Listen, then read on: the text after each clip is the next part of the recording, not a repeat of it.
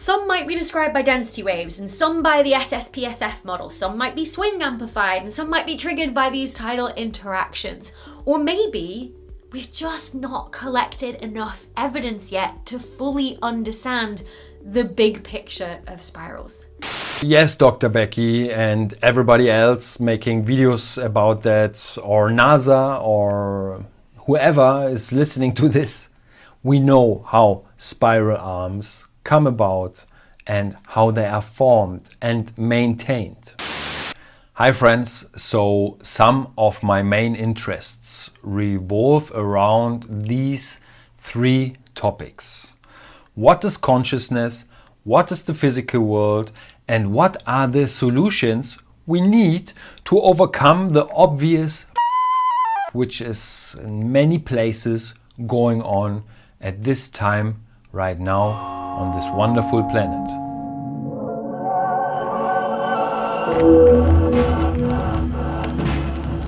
Today we are going to look at a detail of the world of science, one that A, sheds new light on our true understanding of the physical world in a scientific manner, and B, opens the way to understand that there are these solutions, given that we overcome the increasingly more and more obvious wall of maybe even willful ignorance that is existing in the heads and in the communication about many topics.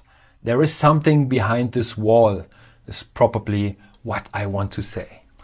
Meet Dr. Becky Smethurst, an astrologist at Oxford who talks on her YouTube channel about the wonders of the universe from the perspective of astrophysics. Using her as an example, I want to highlight and ask why the most important aspects are so often left out. Not just by her, but across many channels, especially the official websites and productions on these topics. The most successful scientific approach is rarely, or better, never mentioned. And I invite you to ask, why is that? The biggest mystery now slowly coming onto everybody's radar is clearly what we call consciousness. What I am perceiving, what of it is actually real, and who or what is even doing the perceiving. Yes. But even if we just look at the measurable physical world, we quickly realize we know nothing or barely anything. Our current theories are merely the latest version of a long-standing misconception, and nature is so vastly unexplored that at every corner a new discovery awaits. I mean, just look at UAPs and extraterrestrials or the glaring inconsistencies in Earth's history. Civilizational artifacts that call everything we believe so far into question.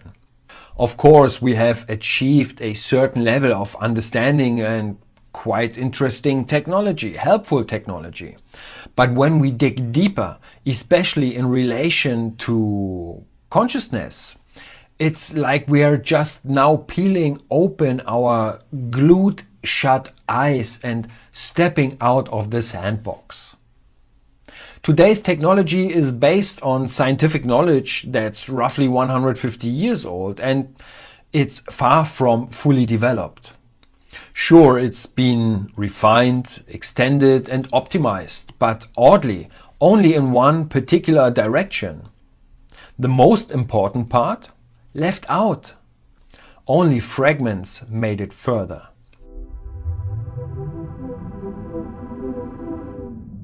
If we look at modern science, we're absolutely brilliant at gathering data. More and more data. In fact, there is so much data now, we can't really handle it anymore. And we need AI just to process it. Depending on our technological level, so to say, humanity as an engineer is amazing. ingenious even. Our measuring tools are fantastic.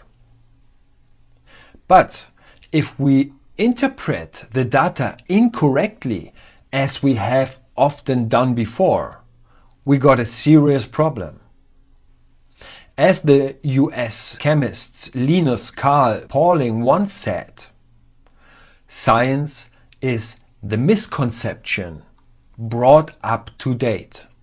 One of the truly biggest issues today is when data is hijacked by the dominant theories, so to say.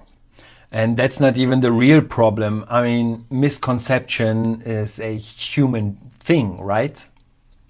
The real problem arises when it's becoming dogmatic and nothing else is allowed, not even the talk or the request to it.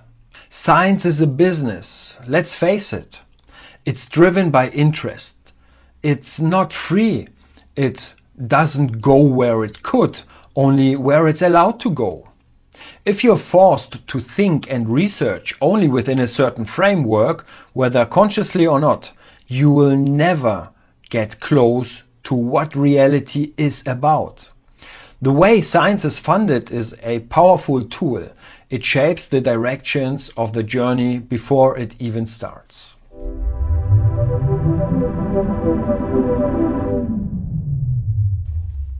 Here's a famous example of misconception we all more or less know about.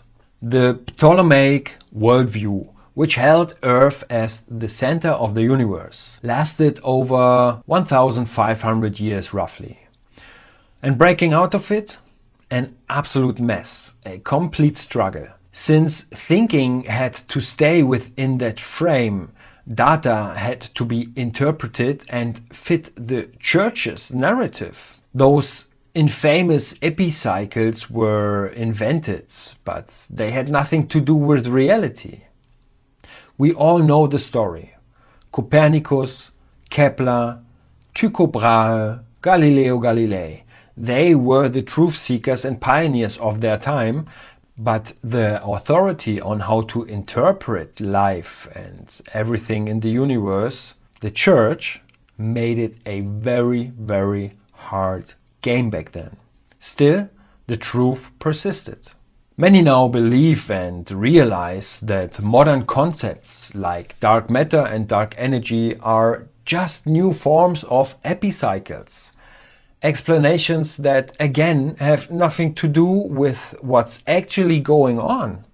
So today I'll use the example of Galaxies and Dr. Becky to show you the seemingly most modern kind of science reporting, science communication, and the glaring scientifically established realities that are systematically left out. This systematic omission fits a larger pattern. Cui bono? Who benefits from this? You can ask yourself this question. In her video, Dr. Becky discusses how galactic arms form. The explanation is based on today's dominant worldview, one where gravity shapes everything and is king of the universe.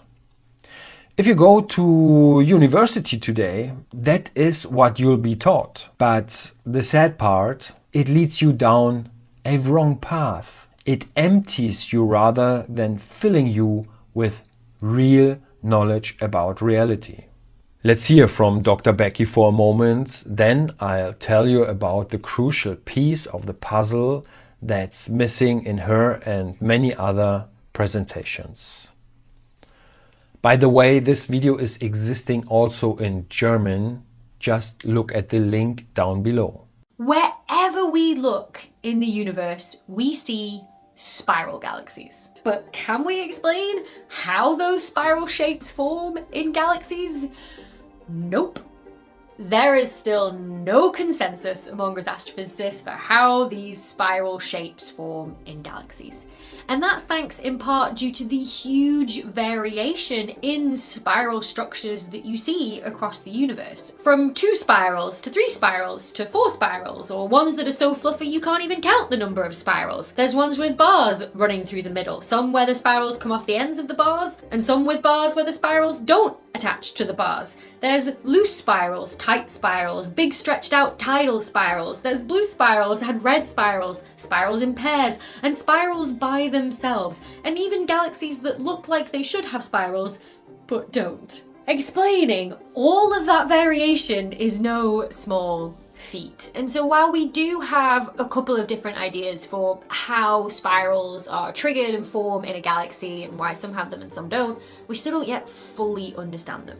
So what do we do when observations are confusing? We turn to simulations, which back in the 20th century were very much in favour of the density wave model. However, they were more simplistic models, right? The particles in the simulation were just sort of like static star particles, right? They were really just sort of simulating the effects of gravity. But now in the 21st century, with all the advancements in computing and simulations that we have, your galaxy can now be much more realistically simulated, so that instead of static particles, you simulate star formation and supernova and shocks and heating and cooling and all of the dynamics that are going on. And when people finally did that, they realized that the spiral structure didn't last very long at all. Again, it seemed to like come and go, and you would make a lot of like flocculent spiral structure with many arms that didn't last very long.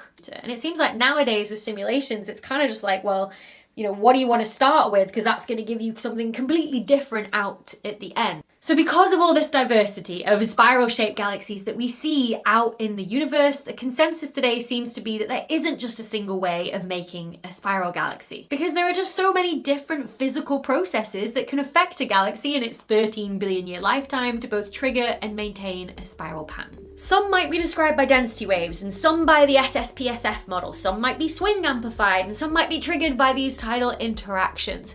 Or maybe we've just not collected enough evidence yet to fully understand the big picture of spirals. Thanks, Dr. Becky. She honestly explains how poorly the formation of the spiral arms can be explained by the existing gravitational Big Bang cosmology.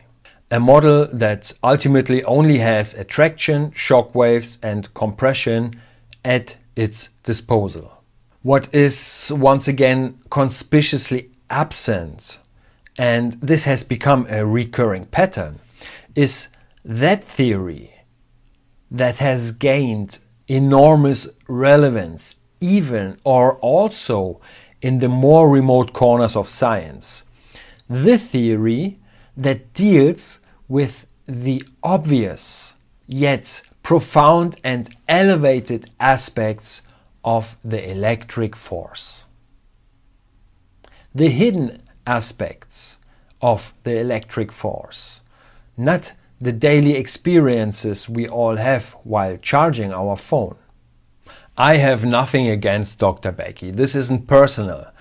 And how could it be? I mean, I simply wonder how someone who is obviously fascinated by the ways of the universe is in her studies not even aware of this powerful, decades-old theory, which is more and more and more backed by the data we gather.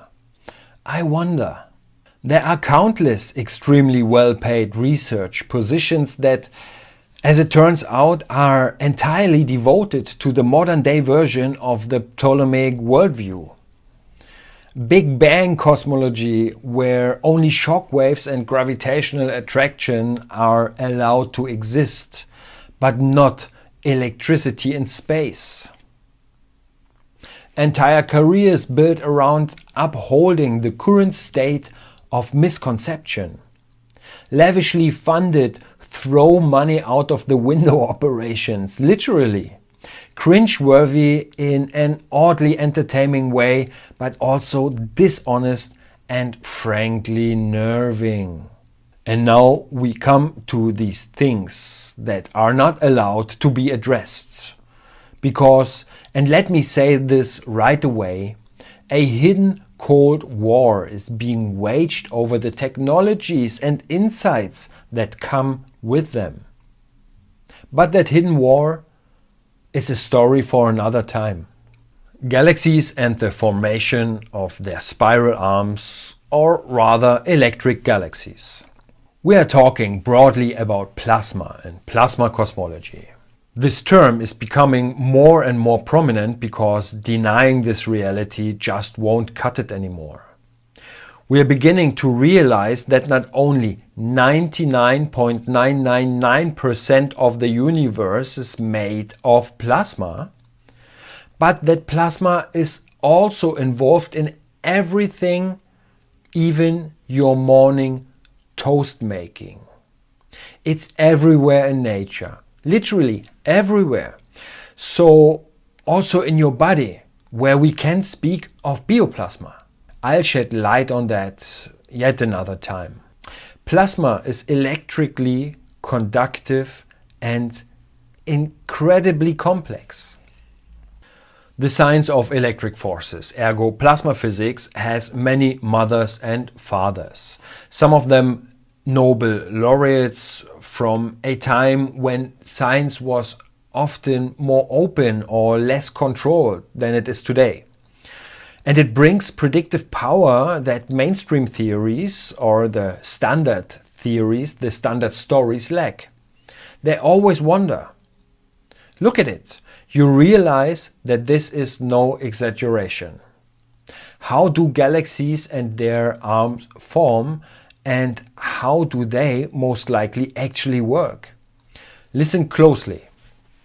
The electric force is about 10 to the 36 times stronger than gravity.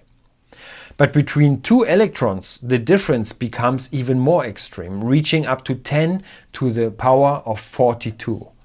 That's a 1 followed by 42 zeros, or roughly 4.2 10,000 trillion times stronger than gravity. Yet gravity is still hailed as the holy grail of physics. Only gravity, right? Really? But what if I told you gravity is simply an expression of the electric force? More on that later. And I promise, even a child will understand this, will be able to understand this. The key idea here, which touches every aspect of our life, is this. Everything in the universe plays the game of charge. Charging, transforming, discharging. That's nature's core formula. Even eating is the same process. Charge, taking in, transforming and releasing. Makes sense, right? We find this at every scale. Charge your phone today already? 99.999% of the universe is made of electrically charged plasma, the first and fundamental state of matter. Please listen carefully now. If you, maybe for the first time, probably for the first time, want to have an understanding, a true definition of what energy is. Energy is charged matter in motion in relation to the rest of the charged matter in the rest of the universe.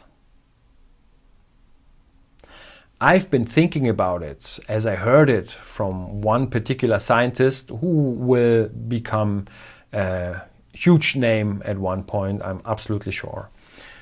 I was thinking about this for weeks and months, and I could not find the flaw, up to the point that I realized, oh yes, this truly is the definition of energy in the physical universe.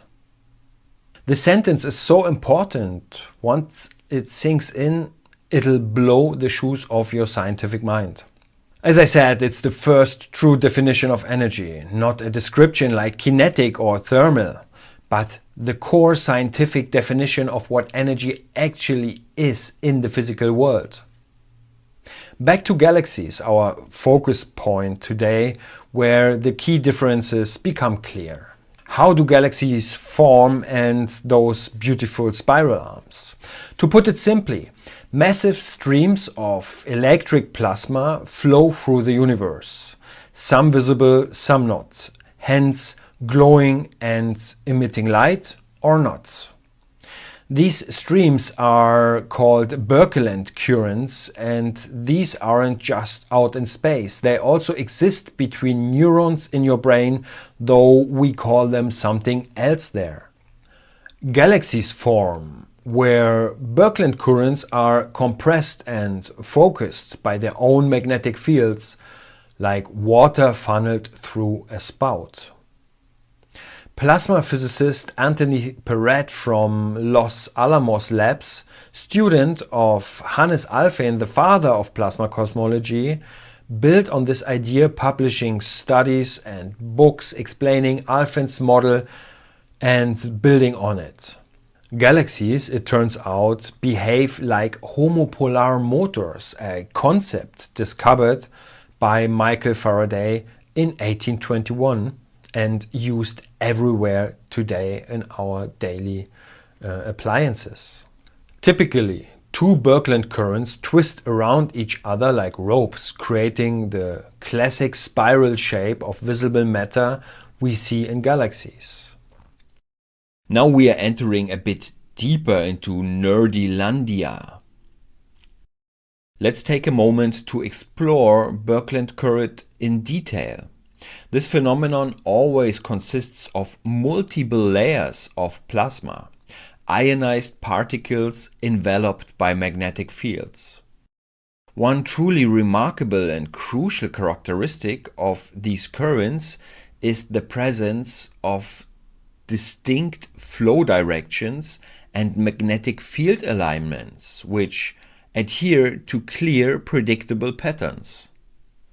This point will become highly significant again as we continue our journey on this channel. Now, picture two Birkeland currents twisting around each other, much like two ropes intertwined. Because these currents align with their magnetic fields, they are often referred to as magnetic flux ropes or flux lines. While these terms aren't entirely inaccurate, they can sometimes obscure the fact that these are at their core electric currents, not merely magnetic fields.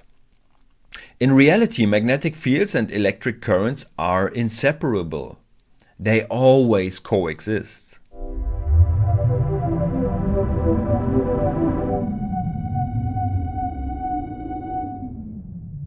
Okay, lovers, I just decided to briefly go back to this one fascinating detail I can't resist touching on, even though it might stretch the scope of this discussion today.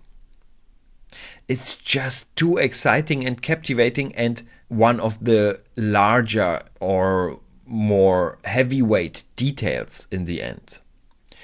As I mentioned, the different layers within a Birkeland current rotate in opposite direction, a phenomenon technically known as counter-rotation. Let me share 3 examples where we can observe the effects of Birkeland currents, even though they are operating not in a glowing or arc mode, but in the visually invisible dark mode of the plasma that constitutes them. If you want to understand this better, watch my first video, What Are Stars Really? Example A, and excuse my language, maybe a bit technical, but the counter-rotation of matter within a galaxy itself. Here we're essentially looking at the cross-section of a massive Birkeland current and its effects on the plane where matter collects in a flat, organized structure. What we recognize as a galaxy, actually. Example B. All planets are connected to the Sun via Birkeland currents. Not kidding. This includes a Sun-Saturn connection. This current impacts Saturn's poles, creating the hexagonal vortex at Saturn's south pole, a phenomenon that remains unexplained by modern science. We can identify counter-rotation in this structure, which, by the way, is large enough to fit 2 to 4 Earths inside. This vortex is linked to the Sun through a sort of umbilical cord in the form of a Birkeland current. It's absolutely mind-blowing, but true. The full story behind this is even more incredible than you might imagine, and I'm excited to dive deeper into that in a future moment on my channel. Please support this work. Example C.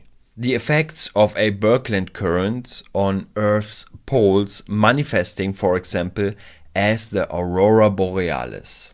There we sometimes can see pretty clearly counter-rotation, and this only can come up through the forces and powers of a Birkeland current. With satellite data, we can analyze these influences in far greater detail, which I'd love to explore in other videos. Again, please support this work. Now back to spiral arms.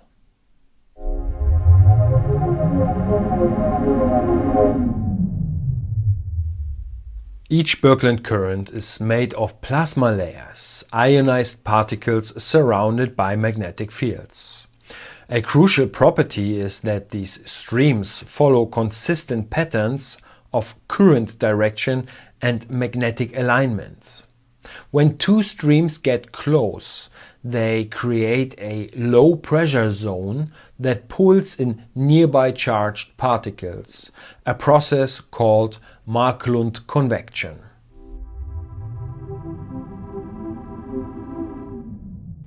Where today's theory assumes black holes exist based on gravity and space-time curvature, we actually find plasmoids at the center of Birkeland current foci.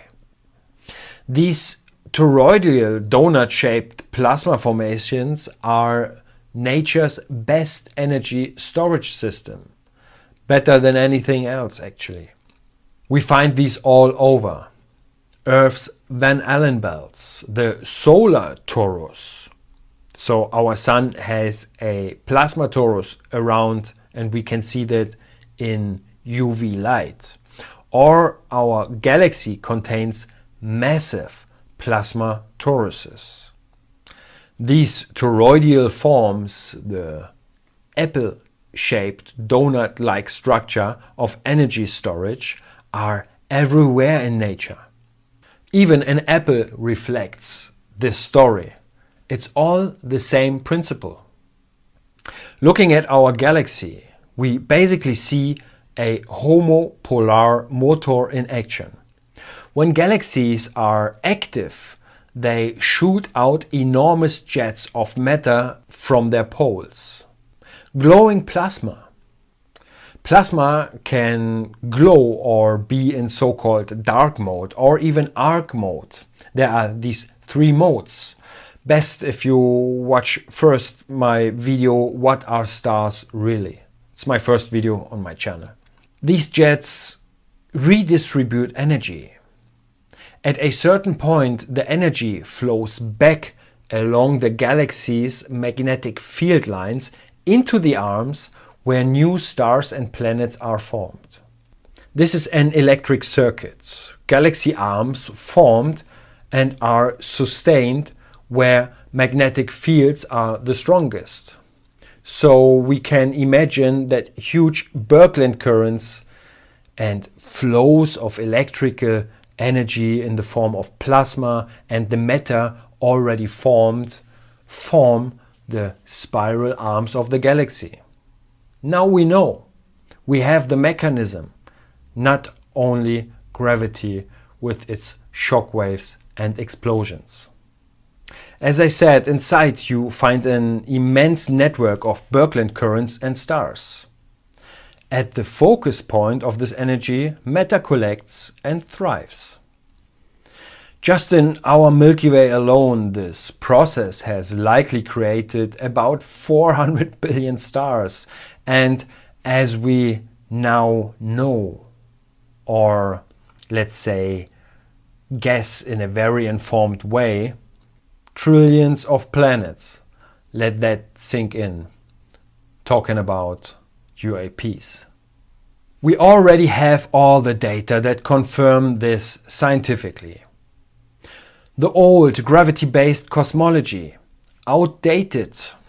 So why do all scientists still agree that gravity rules the cosmos?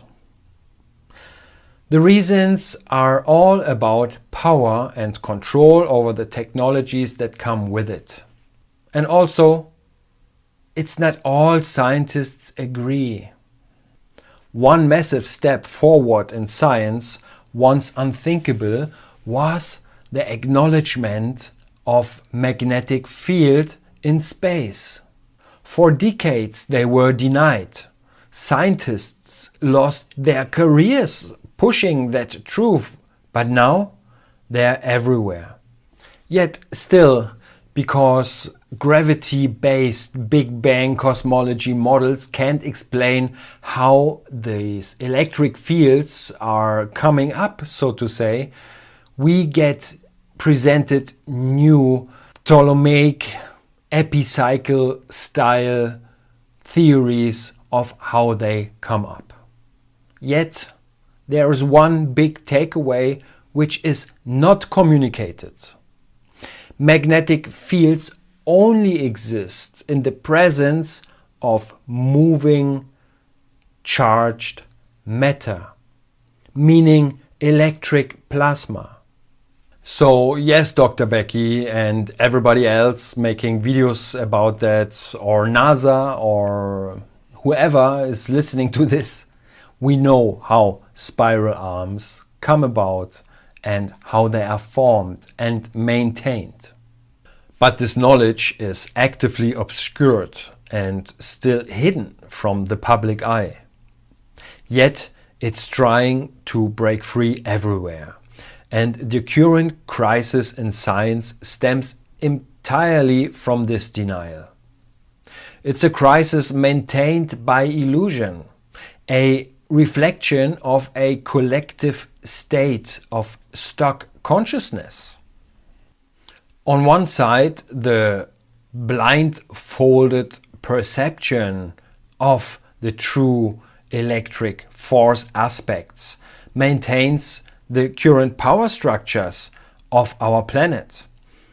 On the other, that very knowledge holds the key to solving our world's most urgent problems. I'm talking about energy generation, for example, resource access, and so much more. Earlier we have talked about UFOs, or UAPs as they are called now, and the living universe. But I better leave this out of this conversation right now, even though it's very much intertwined with each other. Because of what I talk about is also the technology of how they operate, come here, whatever. It's a very, very nuanced and far spectrum picture, so to say. Even though this topic is no longer taboo, the topic often overwhelms people because of we are programmed beings and blocks us from absorbing the science I'm talking about here. We'll explore that separately and at one point bring that together, which is perfectly doable and absolutely logic. On my channel you'll discover plenty of connections you might not have seen before, all based on recognizing the electric force as the physical master of the universe, alongside what lies beneath it all: consciousness. Yes, baby, it's the master of the masters. It's Ilúvatar in the words of Mr. Tolkien. So join me on this journey and please feel free to support this work. It's work, as you know. The links are below. I'll be diving into what it means that we are electrical beings, breaking down the also beautifully simple mechanism that explains gravity. Yes, as simple so kids can understand this. We also re-examine human history and the incredible new perspectives that come with it. I'll also do my best to break down this immense picture into digestible pieces we can all benefit from. And the last thing I want to say is that I'm not alone in this game, as you probably know. I'm just one passionate little light in the sky of human evolution in a truly incredible universe. I mean, truly incredible. And the universe is asking us to know ourselves. The universe wants to know itself through us and through this process we are doing right now, here, right now. We are many, and you cannot, even if you want to, with a huge sledgehammer or all the weaponry in the world, you cannot close this Pandora's box. It's impossible. This journey goes into the direction of what I'm describing here and in my other videos. And yeah, I'm happy you're here. Namaste, lovers. See you in the next video. Bye bye.